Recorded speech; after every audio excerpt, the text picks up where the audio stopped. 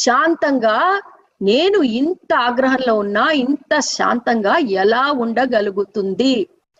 ఏవి తిండి లేకుండా, నిద్రాహారాలు లేకుండా రోజు రోజు ఎలా ఉండగలుగుతోంది?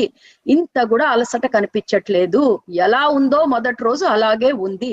అసలు ఎవరీవిడ? గొప్ప యోగినియా? ఆ ఏమిటి ఒక ఎన్నో ఏళ్ల నుంచి తపస్సు చేస్తున్న తపస్వినా?